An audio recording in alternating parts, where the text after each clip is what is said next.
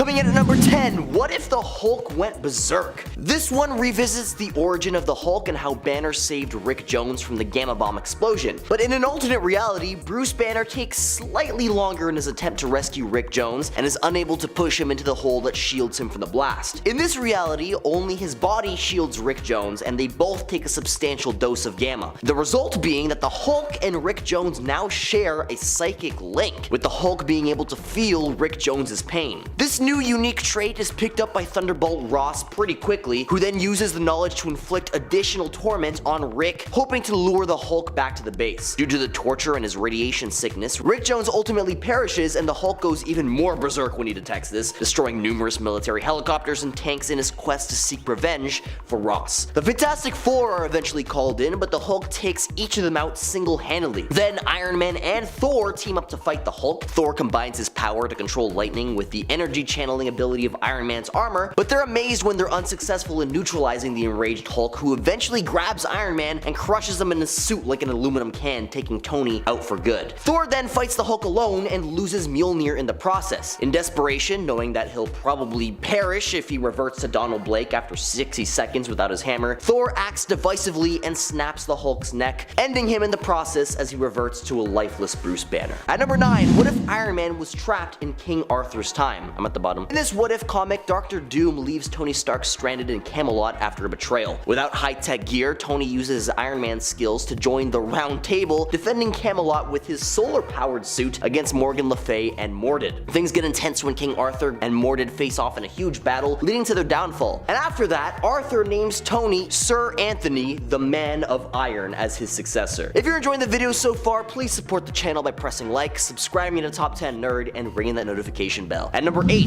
what if Conan the Barbarian were stranded in the 20th century? Conan is temporarily transported to the modern day New York, but with help he finds a way to get home, and with the police thinking him a burglar, he runs to the roof of the Guggenheim and is hit by a magical lightning bolt that sends him back to the Hyberian Age. At least that's what's supposed to happen, but in this reality, Conan misses his faithful meeting with the lightning bolt by getting to the roof sooner and allowing the cops to get a drop on him. Yeah, that's right, Conan was apprehended but a handful of cops. Super underwhelming. But it gets worse. After a stint in jail, he soon becomes a criminal, though it takes him a while to learn the language and the concepts we take for granted. Conan then decides to start his own gang and recruits the baddest bruises around. They call himself the Barbarians and they follow him gladly because he has, quote, the spirit of a black warrior. I couldn't make this stuff up if I tried. His gang goes on a rampage, and when they finally rob a museum showing a Hyberian exhibition, finally some Marvel heroes take notice. Well, singular. Captain America. This brawl ends in Civil War fashion, with Cap convincing Conan to give up and the Barbarian walking away. After that, he invites Conan to become an Avenger. Will he or won't he?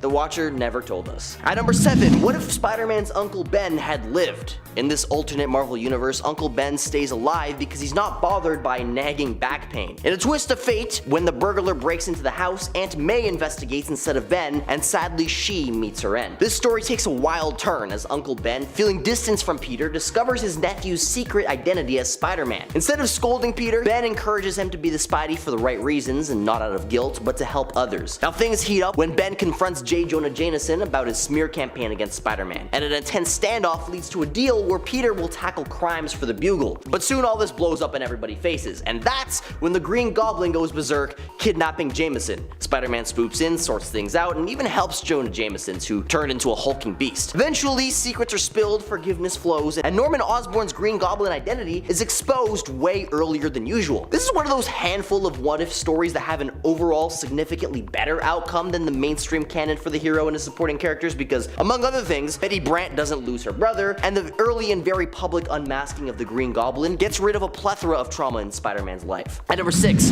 what if Wolverine had eliminated the Hulk? In this alternate Marvel universe, this reality diverged during the battle between Wolverine and the Hulk. In this reality, Wolverine disobeys his order to capture him and instead takes him out. But that move set off a chain reaction of chaos that would ultimately lead to Wolverine's own demise. See, after this, Wolverine, feeling like the big shot, ends up accidentally ending an innocent person in a bar brawl. Then when his boss, James Hudson, says he has to face his consequences, Wolverine bolts. Magneto and his gang, the Brotherhood of Evil Mutants, swoop in to scoop him up. Now eventually, he flips sides and joins the X-Men to take down the Brotherhood, but in the showdown with Magneto, things turn tragic as Magneto tricks Wolverine using his metal powers to turn Wolverine's own claws against him. The result being that Wolverine meets his end by by getting skewered with his own claws. At number 5, what if the Dazzler had become the Herald of Galactus? The Dazzler is a mutant with the power to turn sound into light, but what if she gained the power cosmic? In this what if tale, Galactus, the cosmic entity that devours planets, chooses Dazzler as his herald after banishing his previous one, Terrax. Initially unwilling, Dazzler agrees to spare Earth from Galactus' hunger. But then instead of leading Galactus to inhabited worlds, Dazzler guides him towards empty planets, hoping to save lives. Over time, she even manages to awaken some feelings in the usually stoic Galactus. However, things take a turn when aliens seeking revenge for their planets attack Dazzler using Terrax's axe. Galactus retaliates fiercely, which angers Dazzler. After recovering, she's disappointed by Galactus' ruthless response. Returning to Earth centuries later, she finds it destroyed. With no other choice, she returns to Galactus, realizing she has nowhere else to go after so long. At number 4, what if the Fantastic Four had not gained their powers? In this world, Reed Richards decides to play it safe during their space mission, deciding instead to wait and do the rocket launch by the books with proper shielding. The result being that the trip to space is a success, and the team becomes a big shot in the space industry instead of gaining cool abilities. But surprisingly, that doesn't stop them from taking the heroic path. When Mole Man's monsters strike, the military steps in, but our fearless foursome, Reed, Sue, Johnny, and Ben, aren't deterred. They explore a tunnel beneath their place, and surprise, surprise, even without any superpowers, they outsmart the Mole Man and his creepy creatures. After this, they become old school adventurers, exploring mysteries and going on wild pulp adventures without superpowers. At number 3, what if the Beast had truly become a beast? In this alternate story, Hank's mutation formula made him more savage, turning him into a blue furry creature with a ferocious mind this time. Worried about their friend, Professor X sends Cyclops, Marvel Girl, and Angel to help, but when they find the Beast in Central Park,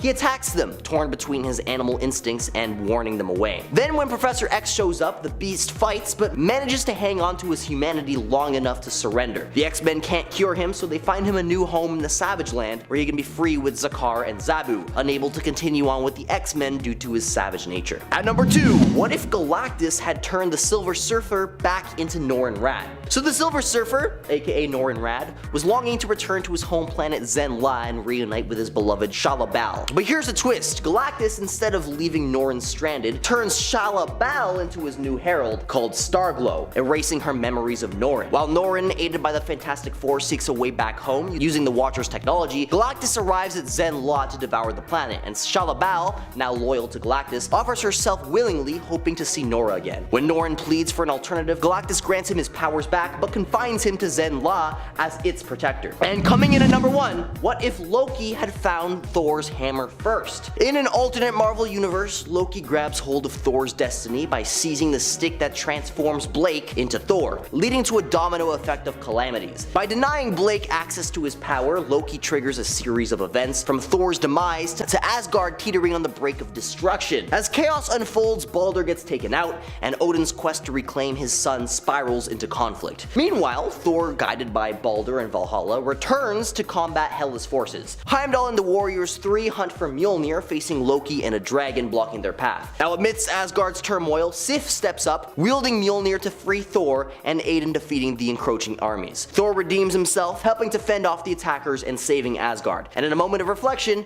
Odin sacrifices an eye to free Balder, highlighting the cost of redemption and lessons learned. Number 10, Norman Osborn with the Infinity Gauntlet. In the What If Infinity Dark Reign story, Norman Osborn, after becoming the director of Hammer and the Dark Avengers after the Civil War event, figures out how to get his hands on the Infinity Gauntlet, defeating the Illuminati and all the heroes and becoming the Goblin King. Now, using the gauntlet, he creates a world completely under his own tyrannical rule, and he teleports his horrible and aggressive father from the past to show him all the things that he has accomplished in a really sad attempt to get his father's love and admiration, something he never really had as a child and still doesn't even have it now. His father begins to bash him for becoming a tyrannical ruler, which is a little worse given the fact that it was kind of his father's fault that Norman even turned out this way. Teleporting them both back to the Dark Avengers base, Norman finds out that the entire team has been destroyed. As Norman is trying to figure out what happened, it's revealed that Thanos has shown up to collect the gauntlet in his awesome Thanos fashion. Unfortunately, not even the Mad Titan is a match for someone wielding the gauntlet, and he is dispatched,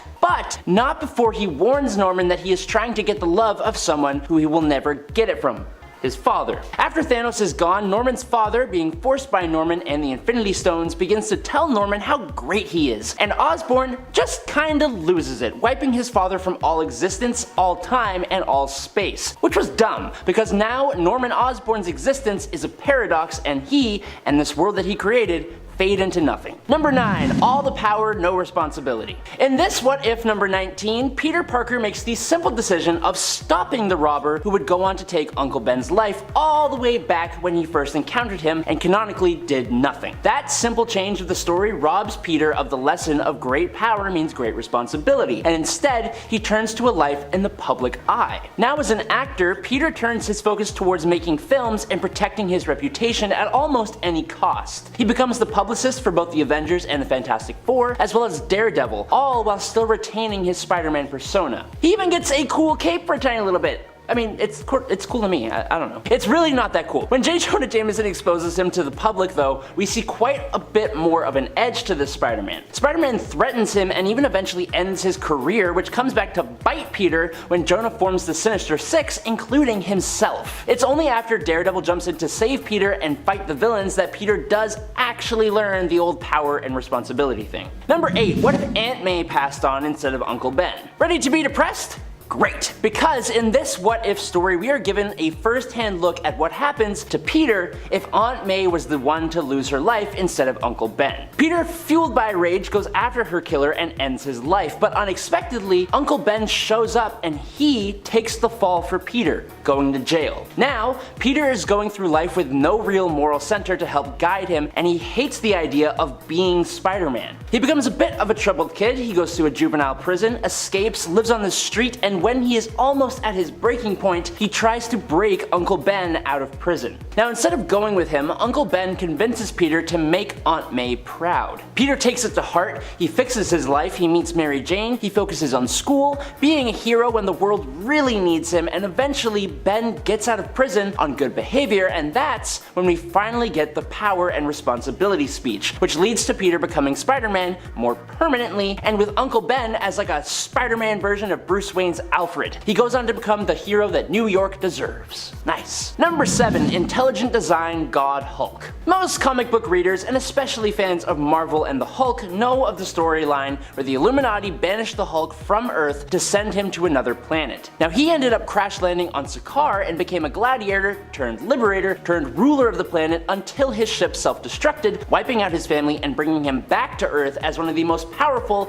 and angry versions of the Hulk ever. Well, in What If Planet Hulk, it ends up asking the question, what if the Illuminati's banishment had hit its original target? Because of an unforeseen anomaly and Bruce kind of losing his mind, in the main Marvel universe, Hulk was thrown off of his original course, which is what got him wound up on Sakaar in the first place. In this story, Hulk lands on the incredibly peaceful and serene planet that he was intended to, and sure, he goes a bit ragey at first, but he eventually realizes the planet is inhabited by a race of peaceful tiny little creatures, and they're super cute. Over long periods of time, the Hulk helps this race to evolve and survive against the threats of this planet, and even become a thriving civilization kinda similar to humans. They end up viewing the Hulk as their god, and he basically acts as one, leading them to wealth and prosperity and keeping them safe. Number 6. The world knew Daredevil was blind. One day when fighting against Electro with Spider-Man, Daredevil is unaffected by a blinding flare set off right in front of his face by Electro. Now this event kinda clues in Electro to the idea that maybe this Daredevil guy is kinda blind. And when Electro and Spider-Man ask Daredevil what color Electro's costume is, it kinda seals the deal. Electro lets the whole world know by leaking this info to the Daily Bugle after Spider-Man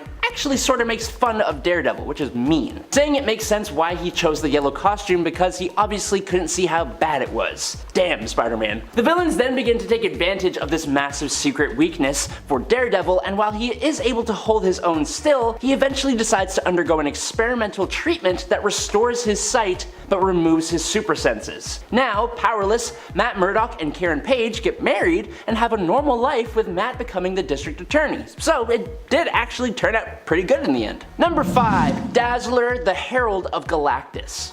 Dazzler in Marvel Comics is a super underrated mutant and mega pop star with the power to convert sound into light, which is pretty good for a musician, and especially so since she uses this power to literally dazzle people at her concerts, as well as fight bad guys with a surprising level of power and efficiency. Well, in What If number 33, Dazzler is chosen as the new Herald of Galactus, being apparently the only being who could retrieve the old Herald who had hidden himself in a black hole. Now Dazzler does this by using her light-based powers, and then Galactus just sends him back into the black hole as like a punishment, I think? It's kind of weird, but this is a What If comic, so just go with it. Dazzler was then given a huge boost with the power Cosmic, and for some reason, even with her new boosted up powers, she decides to keep the disco ball rollerblades. I don't know. She's actually really torn up about having to leave her world, but she does vow to at least do good by not letting Galactus eat inhabited planets, which Galactus actually obliges this time because it seems like he's kinda got the hots for Dazzler. I'm not joking, that's actually kind of the reason. There's a whole conflict with an armada, and then Galactus releases her to go back to Earth, which has been the victim of an apocalypse in her absence, and then she decides to go back to join him yet again as some kind of weird, twisted love story. It's really strange. Number 4, Thaddeus Hulk Ross. So it turns out that if Thaddeus Thunderbolt Ross were the one to save Rick Jones from the Gamma Bomb all the way back when, and became irradiated and became the Hulk, he wouldn't last very long, like at all. That's what happens in What If General Ross had become the Hulk. Gamma affects everyone differently, as the Watcher tells us, and for the General, he immediately turned into a Hulk, but retained his intelligence only without being able to speak or handle the situations he was now in properly, like the intelligence was all internal. For example, he accidentally completely squashed Rick Jones. He stopped Igor, the Russian spy who caused the Gamma explosion, but caused untold damage in the process, and while fighting the military, he threw a tank that traveled all the way to the house of Betty Ross, his daughter. The tank he threw crushed the house with Betty inside. He then unknowingly went to find her, as she would be able to help him with the Hulk problem, but all he found was the result of what he had done, and a weeping Bruce Banner. Ross transforms back into his regular human form, which allows Bruce to end the life of this now tormented Ross. This one's kind of depressing. Sorry. Number 3, American Civil War Captain America. I've talked about this one a lot, and I'm sorry. The story of What If Captain America starts out with our Steve Rogers and Bucky Barnes time displaced to the Civil War era. Bucky is the commander of their regiment, and he is not a good guy. Apart from being an unhealthy amount of racist, he has quite the lack of moral compass as well. Now our Steve Rogers here obviously starts out as his scrawny and less than impressive self, but with a heart of gold that shines through. Now after sustaining injuries from not following Bucky's dastardly orders, he is recovering in a nearby Union camp tended to by one Private Samuel Wilson, this timeline's version of the Falcon, taken in by the Shawnee tribe at a very young age. Sensing the goodness in Steve's heart, Wilson bestows a kind of eagle animal spirit thing on Mr. Rogers that changes you on the outside to whatever you are on the inside, if that makes any sense. And this happens just as James Barnes bursts into their location to bring them down. Now the power of this ritual blasts Barnes away, and when he recovers, he has become the White Skull, with like literally,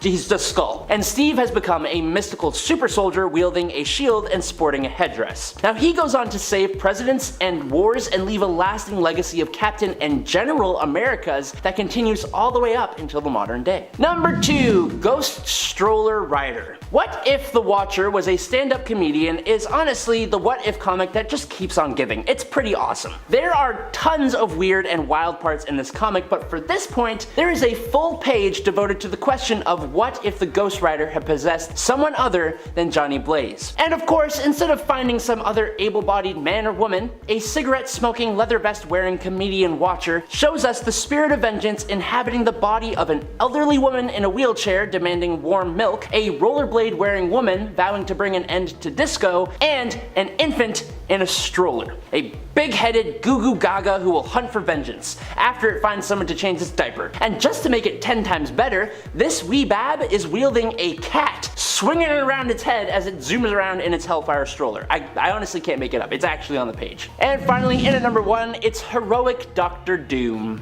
What would a good guy version of one of the strongest, most quotable, and most villainous villains in the pages of Marvel Comics look like? Well, other than the infamous Iron Man in issue 22 of What If, we get to see just that. When the Victor Von Doom of this universe discovers Reed Richards looking over his experimental notes, uninvited in university, he diverts from the regular continuity, which normally sees Doom fly off into a rage and make Reed leave. Instead, Von Doom invites Reed Richards to help him out, which I think a true scientist would actually do. Now with Reed's help, Victor is able to contact his mother in the afterlife, and he learns of his royal blood. He trains in the advanced technology and mystical arts of an order of monks in Tibet and in the darkest places of sorcery, and is granted, instead of his classic armor, this really sweet golden armor, which is kind of evocative of like medieval knights, but also kind of like the Roman Empire a little bit. Or maybe that's just my male brain talking, I don't know. He uses his knowledge to free his mother's soul from the realm of Mephisto, and uses his technology and sorcery to free his kingdom from an oppressive ruler, and all goes really well. Until Mephisto comes back demanding the soul of his lover, Valeria, in exchange for the freedom of his people. Then he battles Mephisto once every year to try and save his love, similar to how he does the same for his mother in the normal continuity, only now he's widely seen as a hero. Number 10, the Fantastic Four as cosmonauts. Let's explore the what if story that begs the question of what if the Fantastic Four were Russian? Well, for starters, their names are different. In fact, they're pretty much all different. Now the UFFF, or the Ultimate Federalist Freedom Fighters, the team is made up of Rudion Richards, the commie Reed Richards, who instead of stretching can just pop off his limbs and send them out over long distances, which is way more alarming. Natalia Romanova, the 616 Black Widow, who is now Widowmaker and can control electromagnetic energy. Pyotr Rasputin, who is still just Colossus and has all those powers except his body and mind are deteriorating over time. And lastly, Pyotr's sister, Ilyana Rasputina, who seems to have the power of Sue Storm, but we only ever see her go invisible, which is way less cool than the 616 continuity. After the demise of Stalin, the team is put under KGB control, and Rudd Richards, easily the strangest member of this team, is not having it, especially after he accidentally ends the life of Giant Man while on a mission for them. Widowmaker then makes widows of the wives of the leaders of the KGB, and the superhero team goes on to fight for freedom and equality. I didn't think that's how it would go, but here we are. Number 9, World War II Space Nick Fury. 1979's What If number 14 gives us a very different approach to history. Instead of World War II being fought in Europe, it's instead fought in space. In this alternate timeline, we discovered interstellar travel much earlier in our history, and as such, the World War II that we fight is more like space sector war between Sector Alpha and Sector Beta in space. And don't ask me to define where those areas are because I can't. It doesn't even tell us. As this is still all set at the same general time as the regular World War II, some of the same characters are gonna be involved, including the original Nick Fury and his Howling Commandos. This story has new high-tech weaponry, fishbowl helmets, and aliens. It's a good bit of fun. Now we learn in the story that Admiral von Strucker is actually working with the alien Axis powers to create a quote master race. So it seems in this alternate world we can master interstellar travel, but we still can't just accept each other's differences. Number 8, Miles Morales becomes Wolverine?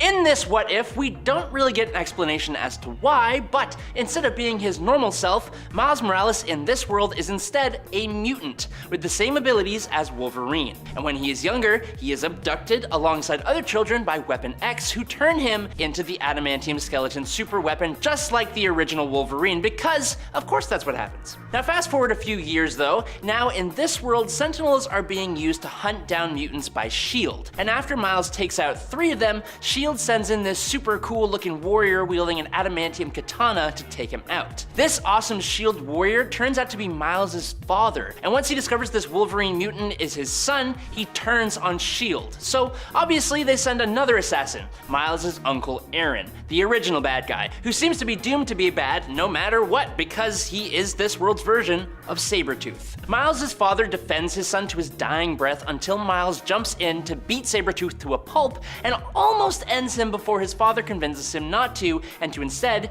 be a hero. And then the X-Men show up to recruit Miles, led by a Professor X who is actually Genki Lee, the original Miles' best friend for some reason. It's weird, but it's cool. Number 7, Iron Man the Traitor.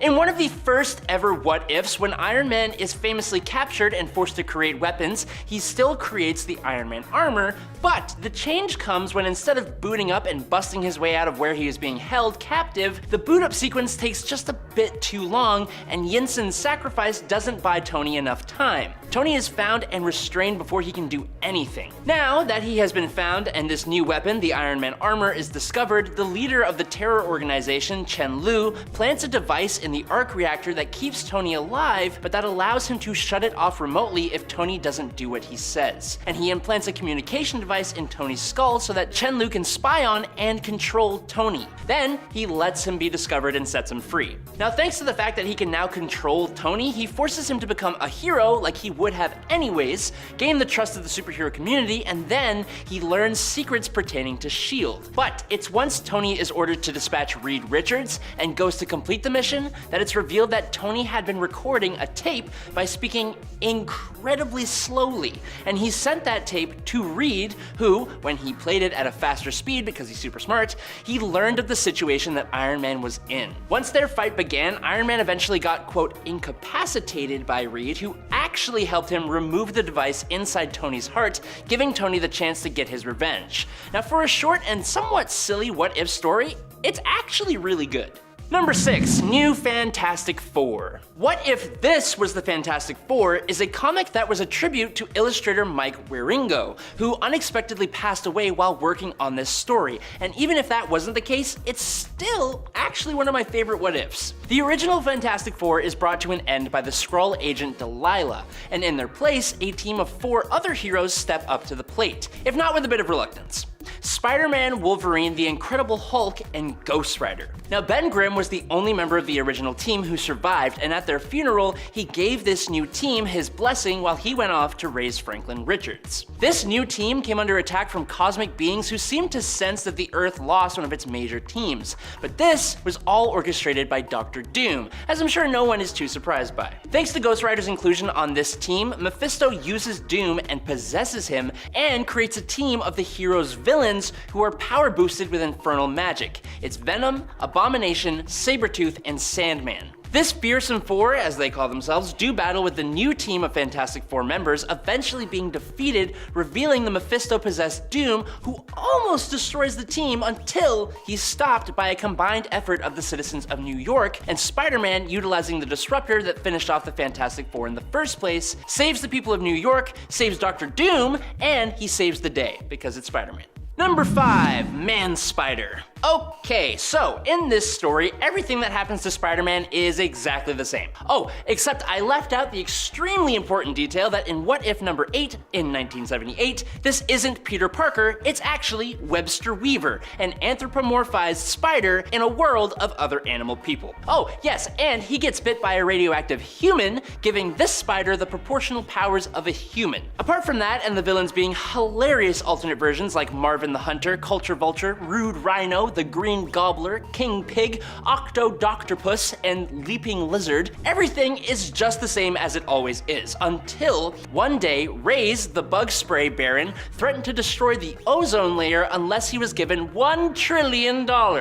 It turns out that Reyes is actually the guy who defeated Webster's Uncle Ben, or Uncle Bug as he's called in this comic. Man-Spider saves the day, Reyes is destroyed, and he swings back home to Aunt Mayfly. It's lovely. Number 4, the Fantastic Four with different powers. The Fantastic Four are known as the first family of Marvel Comics. Reed Richards, Sue Storm, Johnny Storm, and Ben Grimm combine great intelligence, sterling courage, and a staggering array of powers, making them one of the most powerful superhero teams in comics, and also one of the best families around. 1977's What If number 6 shakes things up by reimagining a world where the four acquire different sets of powers. This sets them on a dramatically divergent path. The story sees Reed, Susan, Johnny, and Ben subjected to the cosmic radiation that fans know gives them their powers, but this time around, Johnny becomes a living robot, Ben sprouts giant dragon wings, and Susan gains the ability to stretch her body to great lengths like Reed could. Reed Well, he kinda draws the short straw. He's transformed into a bodiless brain. The explorers band together as the Fantastic Four, but Reed's nature as a disembodied organ kinda leads to some problems, as you might suspect. Susan grows closer to Ben instead of Reed, and Reed despairs of ever getting her to love him again. Dr. Doom soon takes advantage of Reed's state by stealing him away for his own ends. Now, after a thrilling battle, Reed and the others manage to overcome Doom. Reed also manages to transfer his mind into Doom's body somehow. This means this new Fantastic Four consists of a winged Ben Grimm, stretchable Susan Storm, metallic Johnny, and Reed alive in the body of Dr. Doom. Kinda crazy. Number 3, Wolverine Punisher. What about the what if where Wolverine became a kind of Punisher? In this story, we're in 1920s Canada following a Wolverine who doesn't seem to actually have claws, or if he does, he barely uses them. He does seem to have his healing factor and senses though. Whatever his powers are, we find out he has a son with a lady who, works at a bar. He is forced to take responsibility for both of them and makes friends with the barkeep. But that all comes to an end when they are all brought to an end thanks to a fire caused by a man named Scarface who fled to Chicago. Now obviously Logan isn't going to just let that go. He tracks down the villain, and with the help of his friend, and all while wearing a skull and crossbone flags on his chest, he wields big bang booms and never pops his claws if he actually has any, but he looks totally amazing as he takes that guy out. It's also an incredibly weird twist on a version of Punisher, but admittedly a little more disappointing than I might have expected it to be, and I'm sorry if you get disappointed by it. Number 2, Hassenwald. Honestly, I'm not even sure how this makes sense, but in this What If comic, Marvel exists as a comic book company that writes all the same comics it normally would, including comic books about Ghost Rider Robbie Reyes, and that's important because he also happens to be an intern at Marvel, but is also still Ghost Rider. I don't know how it works. I never said these things need to make sense. What is honestly even weirder than that though is that the studios of Marvel are being visited by this Nordic death metal band called Hassenwald from Latveria, who have fun clubs all over the world, including in Wakanda. Oh, and they also have been accused of witchcraft, church burning, and eating people, which turns out to be true, as while they are visiting Marvel, they take out the donkey that runs the printing press and use it to create a possessed Ghost Rider comic that turns the world into a hellscape, making them the ultimate rulers of it, using the power of the old gods to do so. I don't know. Now, Robbie Reyes is trapped in this world where Hassenwald has dispatched the Marvel Universe and he needs to save it, I think? I don't know. After reading it though, I needed to sit down, so. And finally, in at number 1, Thanos joins the Avengers. In 2015's What If Infinity Thanos number 1, we meet a version of the Mad Titan who willingly teams up with the Avengers to take down the Builders, a race of super beings from another reality who wish to end the universe. Of course, Thanos' desire to become one of the Avengers ultimately turns out to be self-serving, but Captain America realizes this too late and he falls in battle to the Purple Menace. Thanos tells the other Avengers that Cap passed at the hands of the enemy, which the other Avengers accepted. He becomes a solid part of the team, albeit one kept hidden from the rest of humanity. Now, Thanos' mere presence appears to infect the other heroes with this kind of evil persona. In the story's epilogue, we see Tony Stark, Reed Richards, and Doctor Strange mulling over the possibility of beings like the Builders attacking them again. Now, this is when Thanos makes his presence known once more. He offers to help Earth's heroes destroy other worlds in the name of defending their own, kind of like in the Incursions. Kind of a downer. For those who don't know, the What If stories have become a Marvel staple. Specific events have had their own limited series just imagining what if scenarios, and we've also had a few lengthy and successful run on just one-shot single what if issues themselves. If you're a DC fan, Marvel What If stories are sort of similar to the wackiness of DC's Elseworlds, and today we're going to be taking a closer look at just how weird some of these stories really can get, as we count down the top 10 weirdest Marvel What If comics. Get ready to get gloriously and amazingly weird and strange with me, in ways that only the unlimited creative minds at Marvel in the 70s and beyond can allow. And let's get counting. Number 10. What if Aunt May was a mutant with claws? I just love how this is posed as a scenario where Aunt May just uses her claws in place of the good old-fashioned parental guilt trip. Aunt May is having dinner with her nephew Peter and his girlfriend Mary Jane. She cooked for them and they immensely enjoyed their meal, but when she offers them a pie for dessert, dessert, they both insist they're just too full and they cannot eat another bite. They offer that after their date, they're going to see a show, they might have a slice upon their return. But this isn't good enough for Aunt May. Fortunately, in this story, she has Wolverine claws, which she snicks out and uses to intimidate the youngsters into postponing their date so they can stay for dessert. She uses her claws, of course, to also slice the pie, because Aunt May. What else is she gonna use them for? Although I would really love an alternate world where Aunt May just was Wolverine.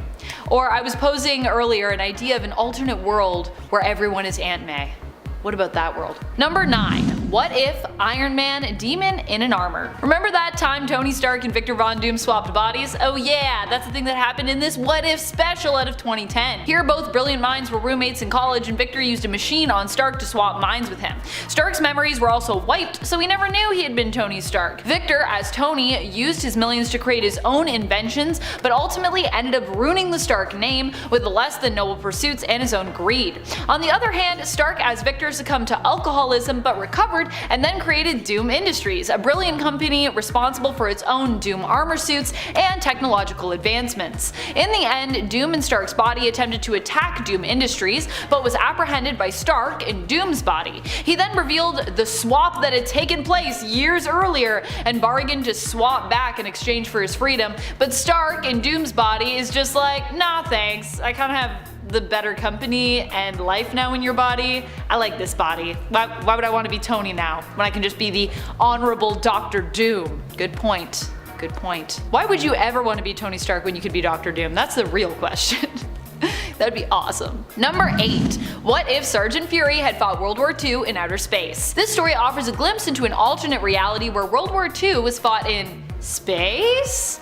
This story takes place in an alternate reality where instead of being divided by eastern and western fronts, the battle is divided between beta and alpha sectors. As such, we get to see Sergeant Nick Fury fighting alongside the Howling Commandos in outer space, smoking a cigar even while wearing a space helmet. Seems like a bad idea, but it's Nick Fury, so that's what he's gonna do. It's also explained that we have Da Vinci's inventions to thank for this early technological advancement, which led to us getting to outer space in the 1940s, which is maybe the best bit of exposition explanation in the book, and just in general that I've read. It's pretty ridiculous. Oh, and of course we also get to watch our heroes fight aliens, because space. Number 7. What if the world knew Daredevil was blind? Yeah, this is a weird story, especially because it kind of implies that if Daredevil wasn't blind and didn't have superpowers, his life would actually be better or easier. As though, like, you know, if you're blind, your life is going to be terrible, but if you're not blind, your life is great, which I don't think is true. That's not how that works. I mean, he's also still got an enemy in Wilson Fisk, I'd assume, so I just feel like this is a big oversimplification. In this story, the world finds out that Daredevil is blind, and as a result, those close to him begin to piece together that Daredevil is in fact Matt Murdock, because you know, Matt Murdock is blind. Get it? He then ends up having his sight restored via an operation, unmasks, and lives happily ever after with Karen, trading his heroic initials of DD for DA and becoming the new district attorney of New York. He's swapping it out. I also love how Karen's like, oh, thank goodness you're not a superhero, now we can get married. Number 6. What if Black Bolt talked in his sleep? This is a very short story, and I think you can imagine how it ends if you are familiar with the Inhuman King known as Black Bolt, but it's also just very humorously written. You can find this single-page story near the back of issue 9 of What If Volume Number 2. Apparently when Black Bolt eats pineapple pizza before bed, it has disastrous consequences. Also, good to know what kind of pizza Black Bolt likes. I personally also love pineapple on my pizza, but I feel like that just lets you know if someone's cool or not. Oh, the strange things that you learn about people and pizza. If Black Bolt talked in his sleep all the time, the Inhumans would have a lot of rebuilding to do all the time. I also just like how resigned some of these Inhumans are in that last panel. Like, oh, he did it again, I guess I'm just gonna sleep on some rubble for the rest of the night. That's just how it is, shucks. And only Medusa is the one that's mad. She's like, baby, I told you not to eat that pizza. This always happens. Number 5. What if Wolverine had a styrofoam skeleton? Issue 100 is just one of the best for some real weird weird stories. One of the stories it offers us is only told through a mock-up cover, but it's so good it's just gotta be mentioned because the cover is just too good. It also is presented beside another great mock-up cover offering an alternate story where Peter Parker became Sheep Boy instead of Spider-Man.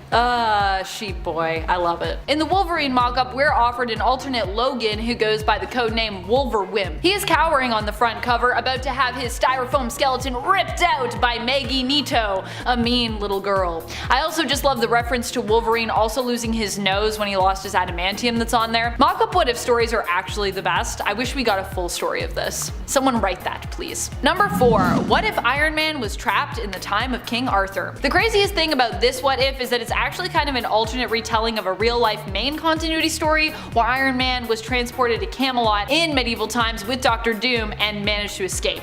Although this story offers the alternative of, what if he wasn't able to escape and only Dr. Doom got out? You can find it in What If Volume 1, Issue 33. The answer to the question is that Iron Man would be drained of energy, get frustrated in realizing that, he couldn't rebuild a time machine, and ends up becoming Sir Anthony of Iron, an Iron Knight at King Arthur's Round Table. In fact, he uses his suit to help protect the realm from the evil Morgana, defeating her, but in the ensuing battle is unable to prevent King Arthur from becoming mortally wounded. With his dying breath, Arthur makes Sir Anthony his successor, even though they kinda just met, but it's fine I guess. Which means that the Anthony of Iron Man's past, his past self from the future, would probably be really weirded out if he ever read any stories of Camelot. He'd be like, Sir Anthony of Iron became the king.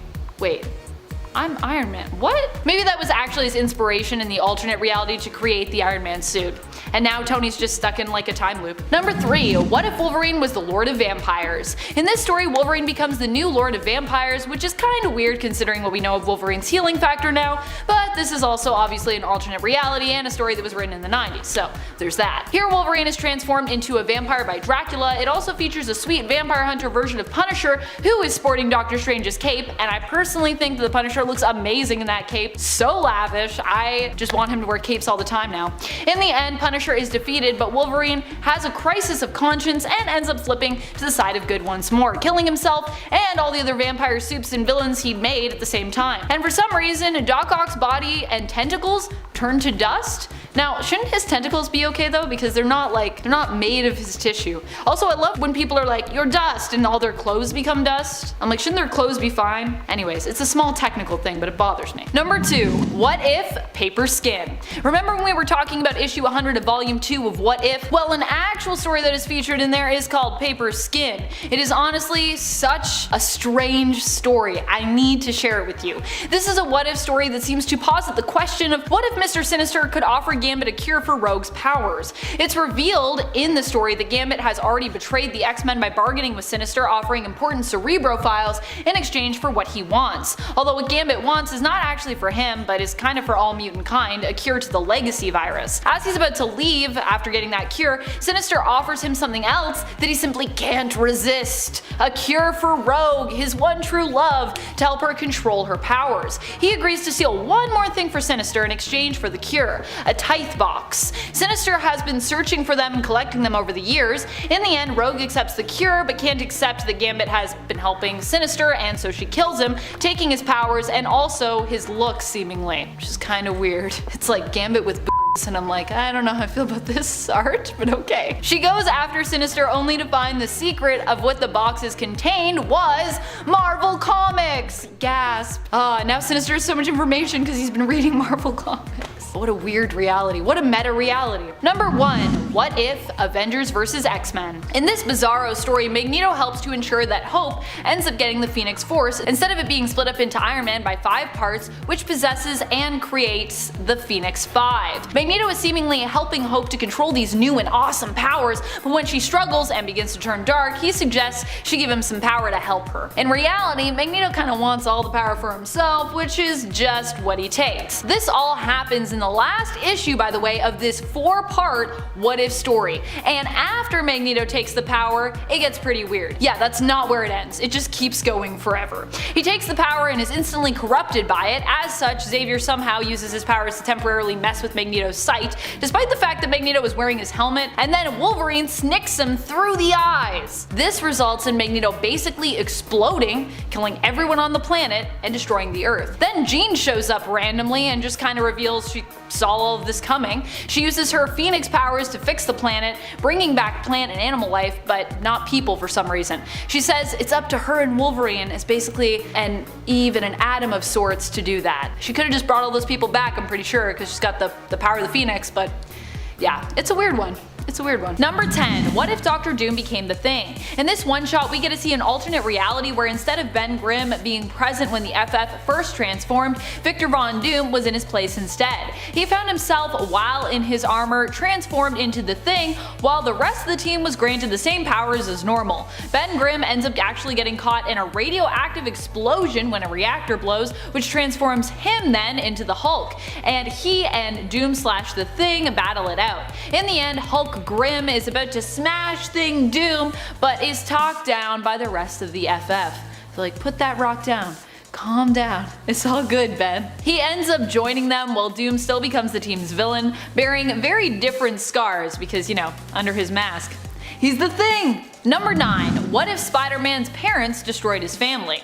This story takes an already ridiculous one and offers us another take on it. Although to be fair, I actually like this version of the story better, to be honest. Remember when Chameleon made those robots to act as Peter's parents just to, I don't know, reveal them as fakes and torment him?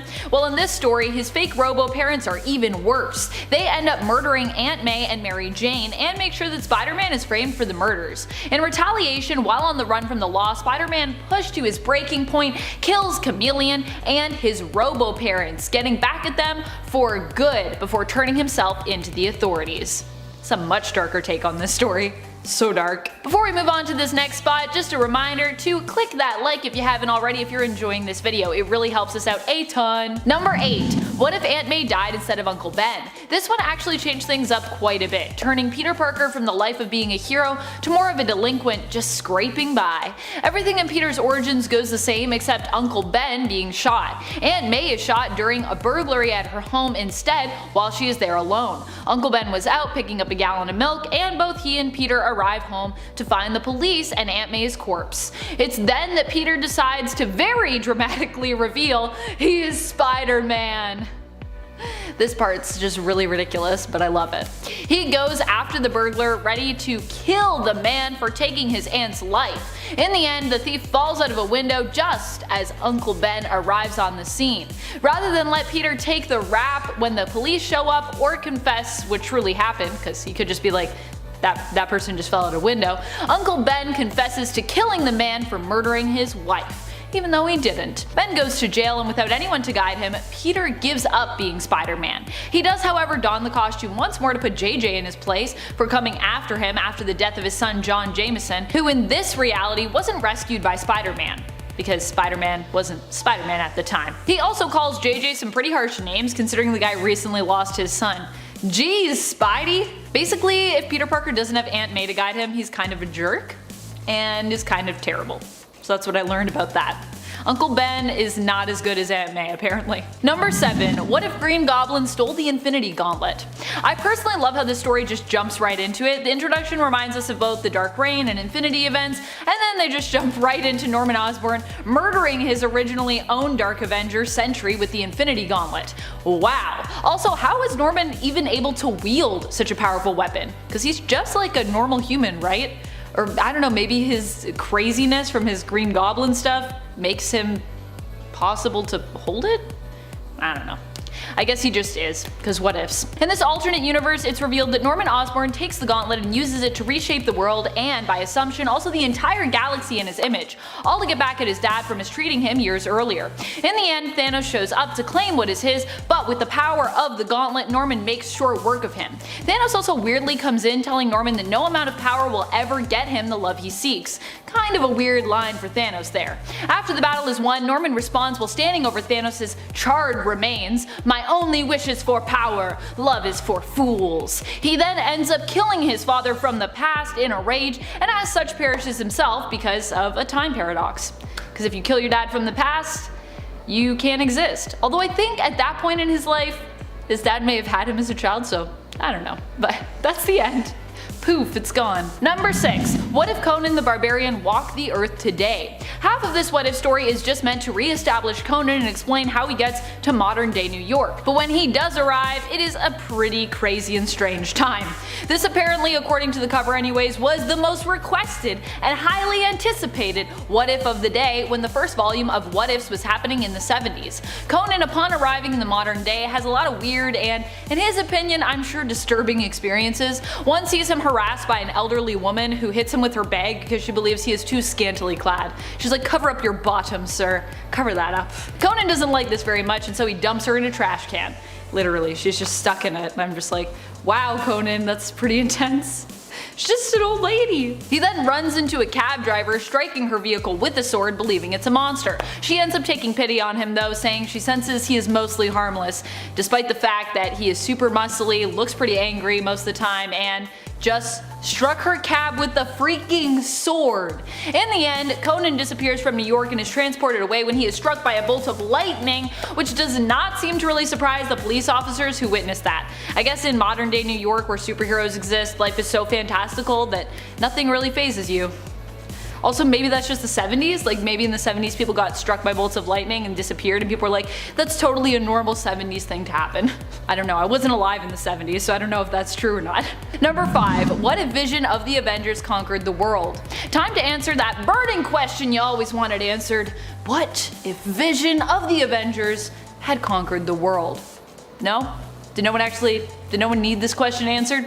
Well, too bad, because you're getting an answer. Vision is a supremely intelligent android, so if you're thinking this will probably end well for Earth, you're not completely wrong. Vision ruling does bring about peace and an end to poverty and hunger initially, but he also places Earth and its heroes in an intergalactic war where they are forced to take on the Skrull and the Kree. And in the end, he's also responsible for the decline of civilization somewhat when humans rebel against his rule and take out New York City in an attempt to harm Vision, as his mainframe is stored there. When this fails and also eliminates millions of innocent lives as well as most of the superhero community, the humans turn on technology and evolve into further anarchy and chaos. Yikes. So basically, we shouldn't let Vision rule the Earth. That's the moral of the story.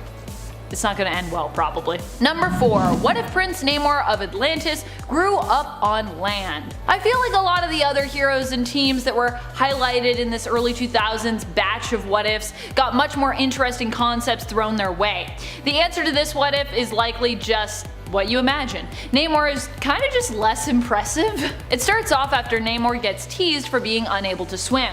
A Namor that can't swim. Yeah.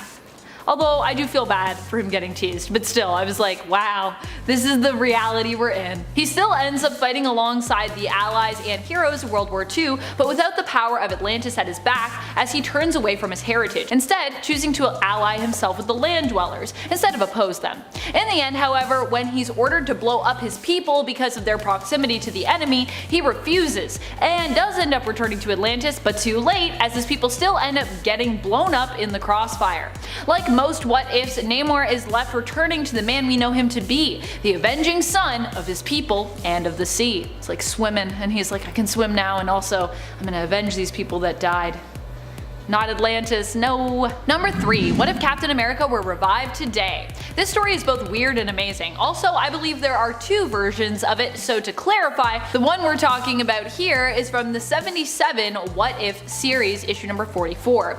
This story imagines what if we got the fake Cap before we got the real Cap. If you don't know that story, it comes from a retcon where Marvel chose to explain away the fact that Cap was supposedly around during the time we later said he was frozen. The retcon goes that the Cap and Bucky we saw after the the original pair's disappearance at the end of World War II were actually fakes, who were driven mad from exposure to the super soldier serum, which obviously didn't work as well as it had with the original Cap. The fake Cap being revived first revealed just how intense he was when he started going after people he deemed communists and insisting that certain Americans, such as the youth and minorities, were far too divided and should be more patriotic. Fortunately, we come to the present day where the real Captain America is revived, he takes on the imposter, and we get a pretty sweet cap-on-cap fight where the real Captain America actually tells the imposter that the USA only needs him as a reminder of basically how not to be. He goes on to speak to the people after defeating the crazed imposter that he told you that Americans were the greatest people, that America could be refined like silver,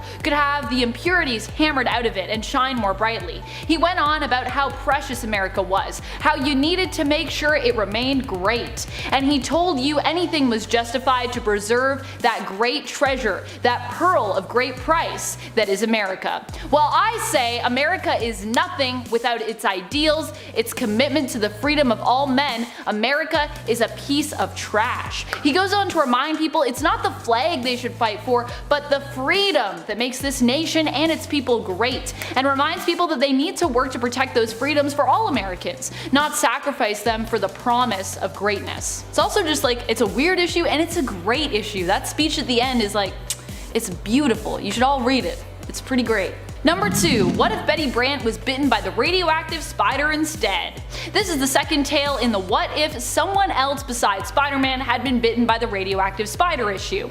You might know about Flash and John Jameson, but do you remember Betty's story from this one, wedged in between the stories belonging to those two gents? It is actually super ridiculous. Betty faints when she is bitten because she actually can't stand spiders and they make her queasy. Her powers surface while she's off to coffee with Peter and smashes the table in a rage while talking about her infuriating boss, JJ. It also features one of the most ridiculous Spider-Woman costumes I have ever seen. It's so ridiculous, oh my goodness. Number 1. What if the original Marvel bullpen had become the Fantastic Four? Yep, this what if story is pretty crazy, and it imagines what the Fantastic Four might be like if some of the original Marvel staff were transformed by cosmic radio waves into the FF themselves. It features Stan Lee as Mr. Fantastic, Sol Brodsky as the Human Torch, appropriate considering his first name, Jack Kirby with almost pinkish or purple hued hair in this issue as the Thing, and finally fabulous Flo Steinberg as the Invisible Woman.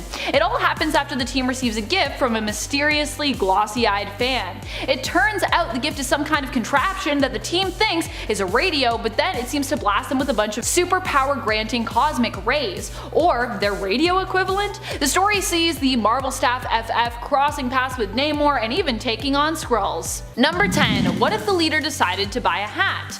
This is a short one, but a great one. It comes to us from one of the comedic issues of What If in the '89 series. It's just a panel featuring a what if story where the leader buys a hat. Of course, because it is a comedy issue, the leader buys the most ridiculous hat there is. Technically, 2 hats. Propeller hats. I just love his super serious face. This one literally made me laugh out loud. Number 9.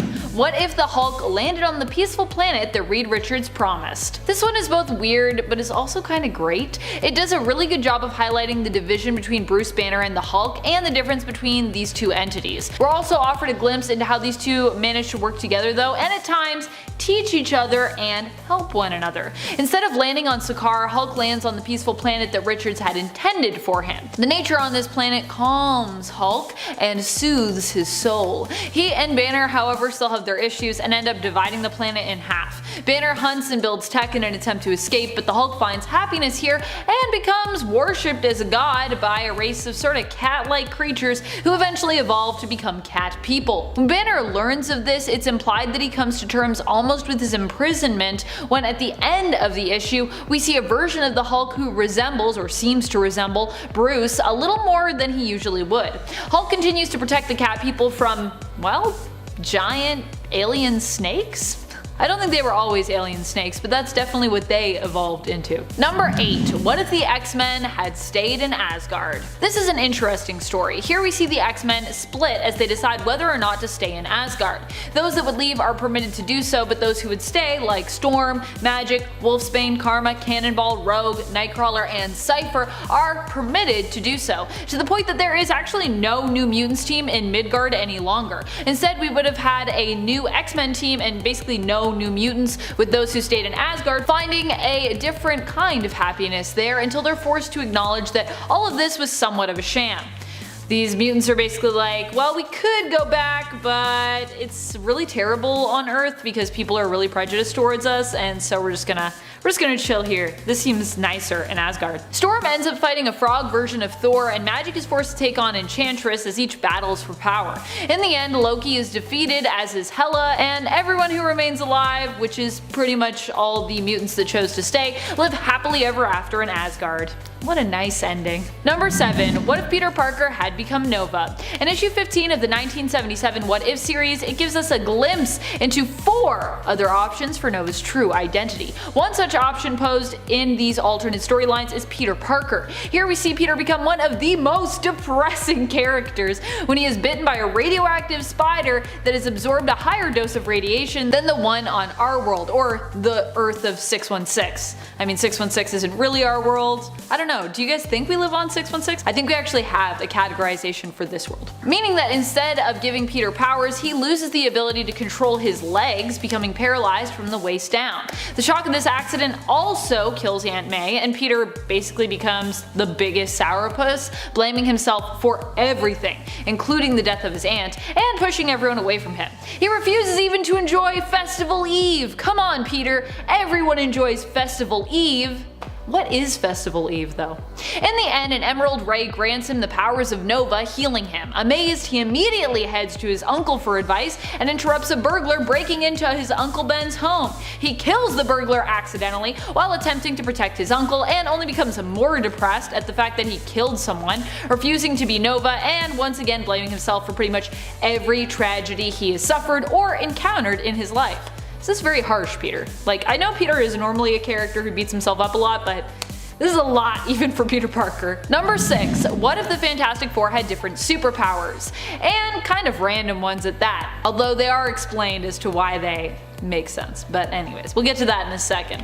One of the weirdest of these powers being Reed Richards' powers. Each of their transformations in the story just draw more inspiration from their own personality itself, which is why everything is so strange. Which means in this scenario that Reed becomes just a floating disembodied brain with telepathic abilities. He goes by the name of Big Brain and travels throughout the Baxter Building, or its alternate reality equivalent, via a network of tubes that the FF had installed. Here Susan Storm gains powers which allow her to stretch, basically like Mr. Fantastic would have had. Johnny Storm becomes Mandroid, he's a robot, and Ben Grimm becomes Dragonfly. He's got wings. They look like dragon wings. The whole feel for me is more comparable to the awesome strangeness that is DC's Doom Patrol in this issue, which I don't hate because I like Doom Patrol. What if the Punisher was a stern yet fatherly type? I feel like it's more gentle, but it's the Punisher, so apparently it's hardcore.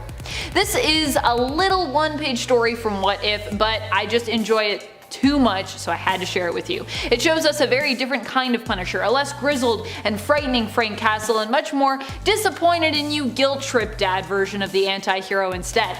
Still, people telling you that they are disappointed in you, it really sucks. So I can almost imagine this version of Frank as being actually pretty successful, especially given how fragile the egos and emotional states of most villains are. I feel like that punishment that Galactus is given in this story looks also impressively challenging given how large Galactus is and how tiny that piece of chalk is that he has to write with. It makes me think of just metal on a chalkboard, which is I just got chills up my spine thinking of it, both while I was writing this and actually just now as I was saying this. Anytime someone talks about metal or nails on a chalkboard, sorry if I triggered anyone. What if the X-Men lost Inferno? AKA, what if Sim and the Soul Sword had simultaneously returned to their accustomed spot in Limbo? apparently.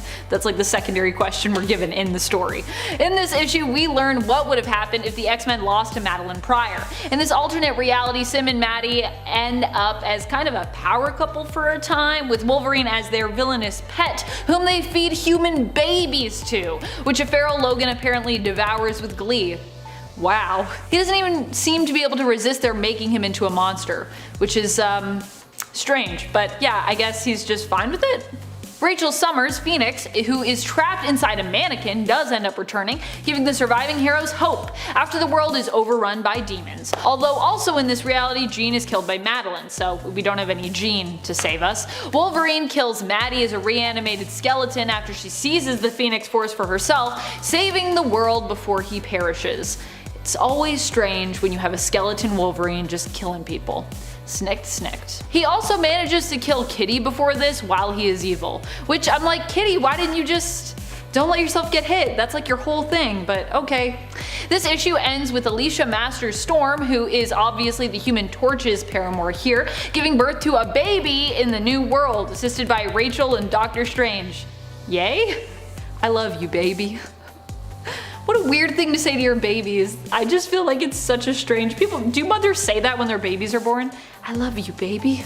Number 3. What if the Fantastic Four all had the same power as Human Torch? This is a weird and depressing story that is one of 4 different stories included in an issue that asks the question, what if the Fantastic Four all had the same power? The answer when it comes to the Human Torch's power is that the FF gets reckless and basically endangers human lives. In this story, we see the Flame On family accidentally set a building on fire while fighting, a building that happened to have a woman's baby inside named Angel while she was working at a cafe across the street. Don't worry, she had a sitter, the baby wasn't alone or anything, but still.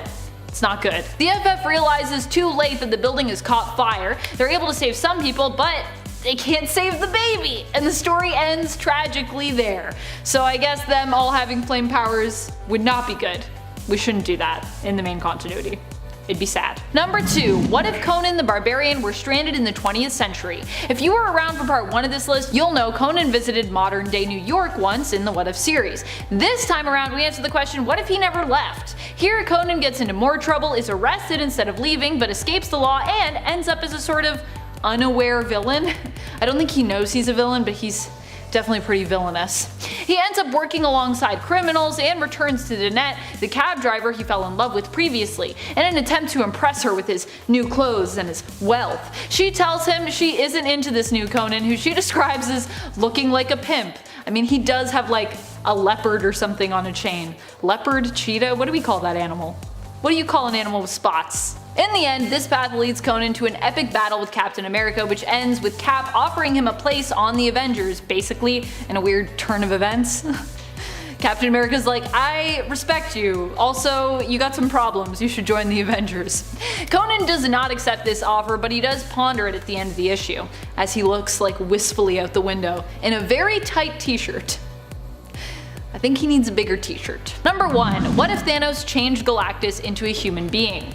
This issue is just ridiculous good fun. This is the first story featured in the 1989 issue What If No One Was Watching the Watcher. Here we see Thanos decide to punish Galactus, whom he is fighting in an even worse way than by killing him. Instead, Thanos turns Galactus mortal and he appears on Earth with no recollection of who he is, and coincidentally looking a lot like Elvis Presley. He is found by a waitress named Gertrude who takes him in and believes herself that he is an amnesiac Elvis. She educates him on what she thinks is his history and his music, and weirdly enough Galactus also has the ability to sing just like Elvis. Huh? He ends up falling in love with music and starts playing and gaining prominence as people believe he is the real king returned from the supposed dead. He even refuses to return to his life as a god when Adam Warlock finds him and reveals the truth about his history. That's just how much Galactus loves music and his new life with Gertrude and her son. I love it. Number 10. What if Mary Jane had been shot instead of Aunt May? This is a really epic and dark story where Peter ends up going on a rampage when Mary Jane is killed by Kingpin's hired sniper assassin instead of Aunt May. Peter manages to save Aunt May, but Mary Jane ends up dead, and as a result, Pete dons his black suit and goes after the Kingpin himself. He is met with resistance when Tony Stark as Iron Man attempts to confront him and talk sense into him. Spider-Man, however, is too far gone and is definitely not in the mood for advice from Tony Stark. This results in an epic fight between the two heroes, while Wilson Fisk's life hangs in the balance of who will win. In the end, Peter ends up getting his revenge, one-punching Fisk to death before being arrested by the authorities. He regrets ever trusting Tony Stark and ever marrying Mary Jane. As Wilson Fisk would say, this issue is so goth. Number 9. What if Spider-Man became the Punisher? This one ends up at least having a happy ending, but starts off being pretty dark and pretty scary. In this story, we imagine what life would have been like for Peter if he had become the Punisher. Instead of beating his villains and them ending up just locked away, for many, their fate is much more final. Even the Green Goblin ends up being killed by Spider-Man Punisher following the confrontation with Gwen at the bridge. Gwen, however, lives, not killed from the great height from which she was dropped. I do love how they keep drilling in that it would be the fall, not the impact, that would kill her, like in the original story, which I always thought was so bizarre.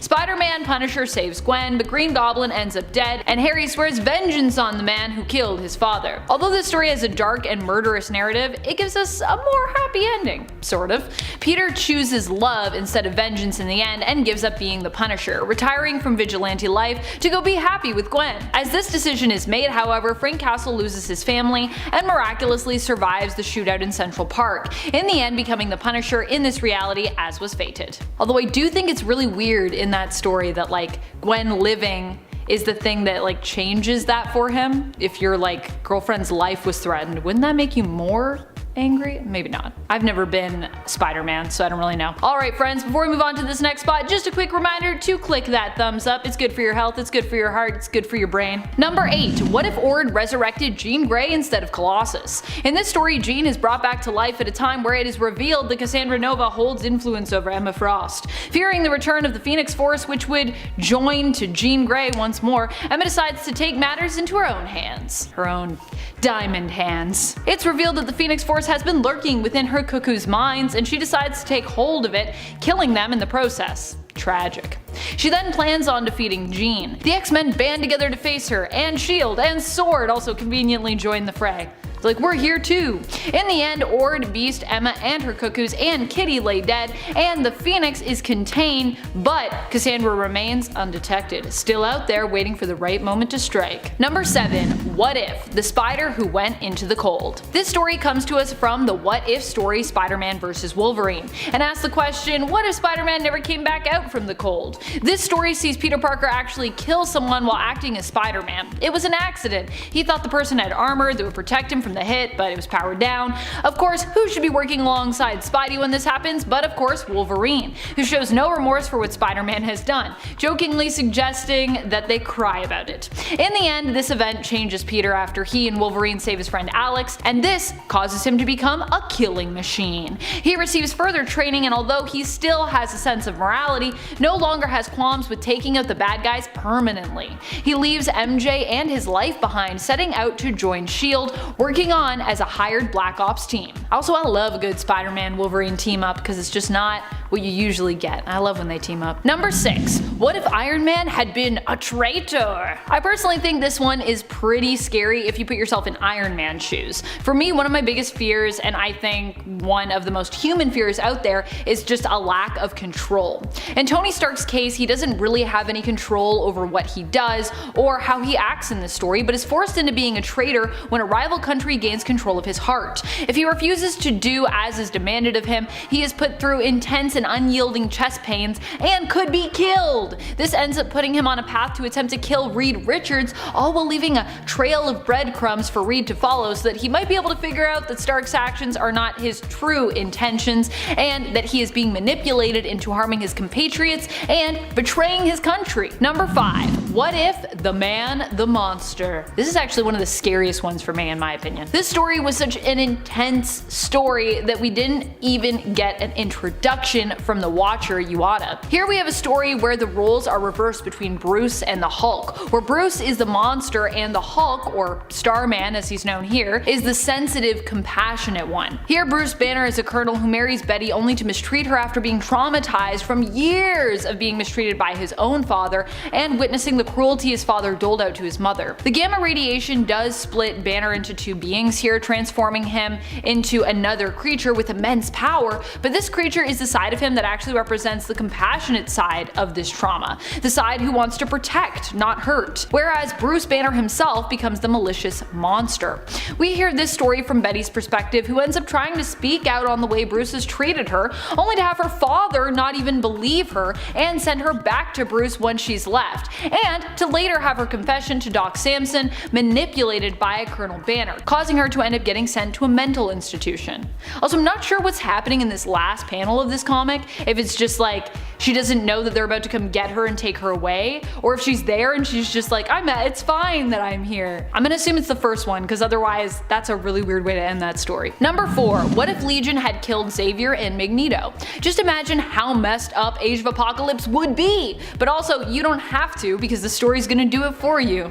Thank you, What If. As always, when things get this bad, we have Nate to save the day. Nate Summers believes he can band together his own team of the few heroes left alive after Apocalypse's unopposed rise to take down Apocalypse and even travel back to the past to make things right.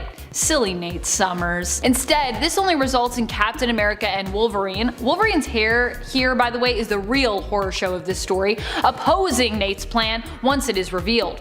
Seeing Nate in Apocalypse's armor after Nate has defeated Apocalypse causes them to believe that Nate is trying to kind of take the place of Apocalypse and in essence become a new kind of tyrant, but a tyrant all the same.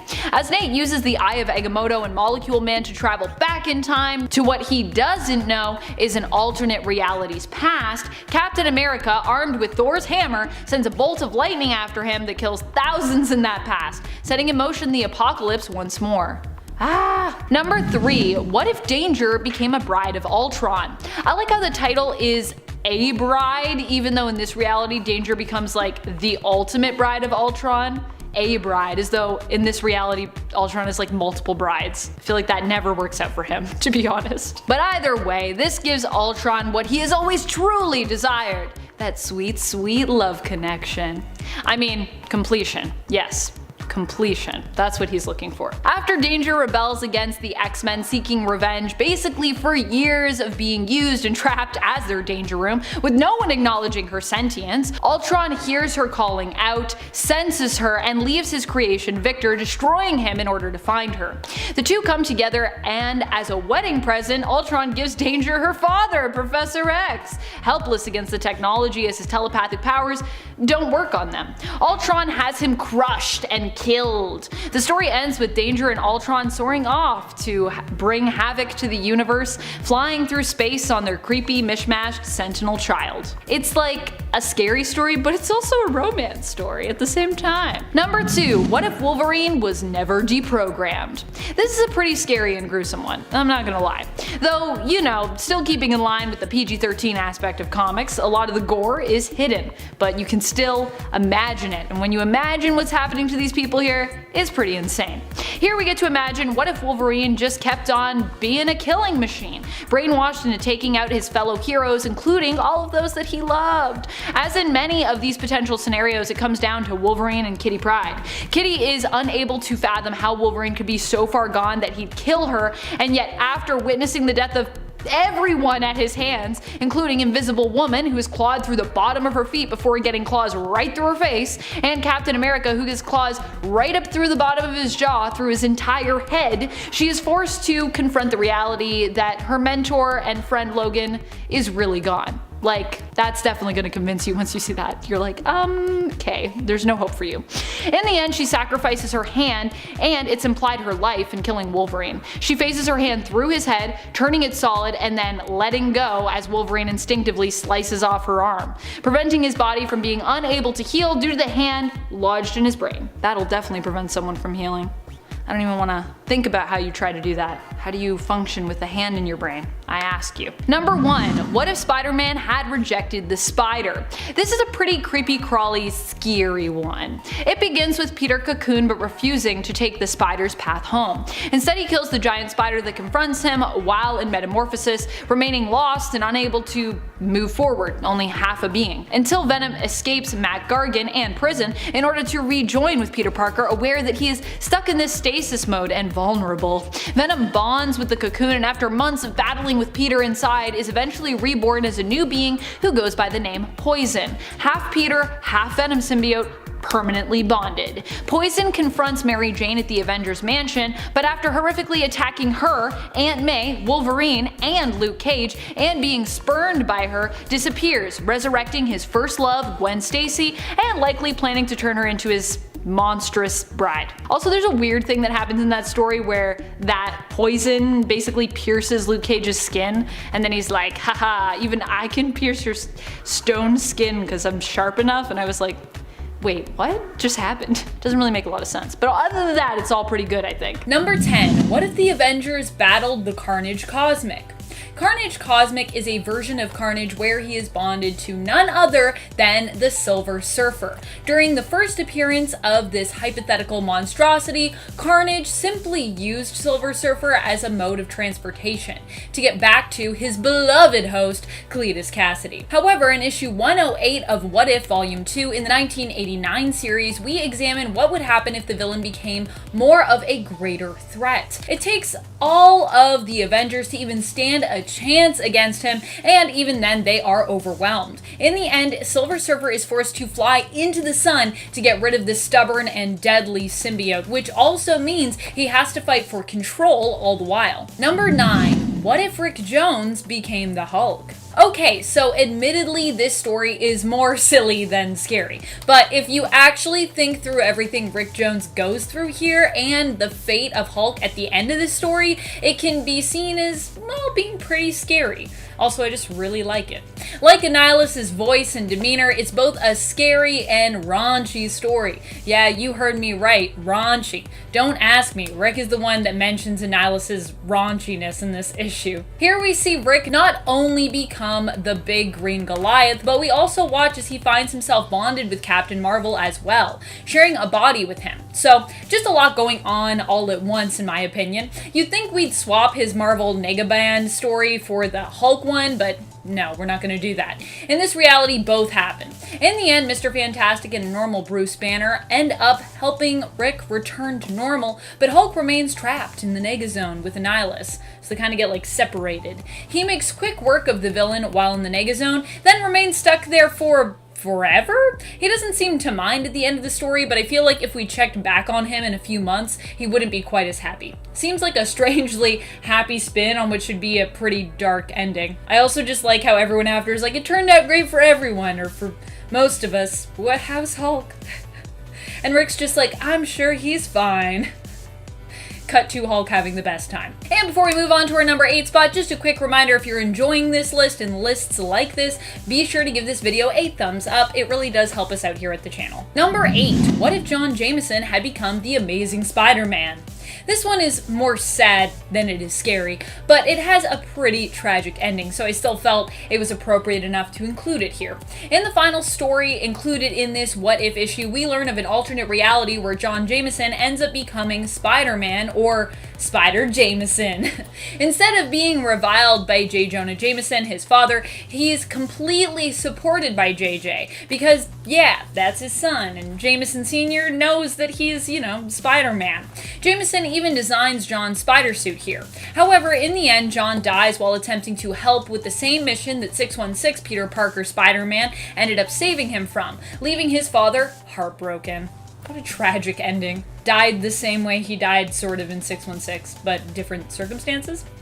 Number 7. What if the Avengers had never been? This issue ends pretty darkly in a reality where we explore the future of the Avengers who did not stay banded together after Hulk left. Instead of going to search for Hulk together, Thor has the revelation that Hulk should be allowed to leave if he would like, as You know, none of the Avengers have taken an oath to remain loyal forever or any such thing. Iron Man then calls Thor out for only thinking this way because he too is planning on leaving. Stark obviously has some, like, abandonment issues, I feel like.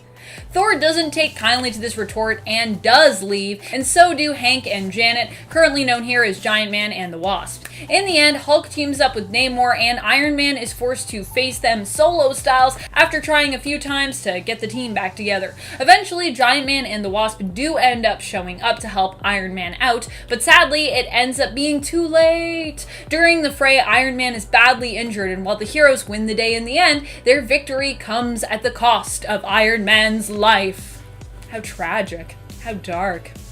Death. Number 6. Public Enemy number 1. This story comes at us from the line of what if stories we got in 2006. It tells the tale of James Howlett, Logan, Wolverine, who ends up teaming up with Matteo DiPergio in Chicago to defeat criminal and mob boss Scarface. Here, Logan becomes a version of, I guess, the Skull, the man responsible for killing Scarface, but he also becomes something else. He wears a flag on his chest that shows the Jolly Roger and this skull and crossbones symbol, as well as the backstory of his family, who were burnt to a crisp, are meant to also make him another feared vigilante character, well known in the Marvel Universe as the Punisher. And when I say his family was burnt to a crisp, I mean like killed, burnt to a crisp, not like they got a bad sunburn, just so you know. This is a dark and gritty tale that also gives us a pretty awesome historical atmosphere, as well as an overall gangster story tone that's quite dark and draws you in. It's both scary and intriguing, which is how I like anything that's scary personally. I'm like,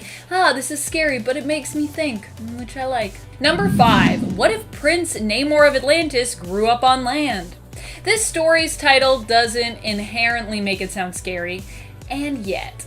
Namor here, instead of siding with his own people of Atlantis and that heritage, decides to align himself with land dwellers, turning his back on the sea. He still fought in World War II, but during that time lost his friend, the android known as the Human Torch, or Jim Hammond. So, not Johnny Storm, different Human Torch. Immortalized as a hero, the Human Torch's memory lives on. But so too, does it seem, did he. 30 years later, the government gets a signal, which they think is from the Human Torch, calling out, repeating the same word he was saying on repeat when he went missing. Namor. Namor is sent in to investigate and finds his people have been enslaved by a race of half-human and half-Atlantean people, who it turns out are still allied with Germany and the Axis, despite the war being long over. They plan on using the Human Torch under the sea to create a huge and damaging explosion. Namor prevents their plans, but is then ordered to destroy Atlantis, despite the fact that those enslaved are trying to fight back. In the end, he refuses to harm his own people, but the government doesn't care and they blow them up anyways, leaving Namor to once again live up to the meaning of his name, Avenging Sun. They also thought they killed Namor, but they didn't. Namor's not that easy to kill. Number 4. What if the Marvel superheroes had lost Atlantis attacks? Yes, what if? Atlantis attacks is such a weird story. Well, the world would basically be ruled by snake people is the answer, and yeah, that's what happens here. Here, Set is not prevented from arriving and being released upon the world. Once the Elder God does arrive, he sets to work raising the planet and turning everyone into his snake people, including some of our favorite heroes. In the end, only a handful of heroes and villains are left to set everything right, and even they fail. Quasar does manage in the end to defeat Set, but the world is still left covered in giant snakes and snake people with no foreseeable way to fix it, and many of our favorite heroes and villains are left either transformed into snake people or dead. Pretty scary. Number 3, what if the Avengers had become the pawns of Korvac? In this reality, we examined what would happen had Korvac been successful in defeating Earth's mightiest heroes, the Avengers, and succeeded in standing up against all who opposed him because of the constant love of a woman. You can do anything if you have the love of a good person, apparently. In the end, Michael Korvac brings some of the heroes back to life to serve him as he goes up against even mightier enemies. Armed with the ultimate nullifier at the end, however, Korvac uses it to bring ultimate order to all things, which actually results in everything being destroyed in that reality, including the entire reality itself. So I guess bringing order means killing everything? I guess you can't have disorder if there's nothing.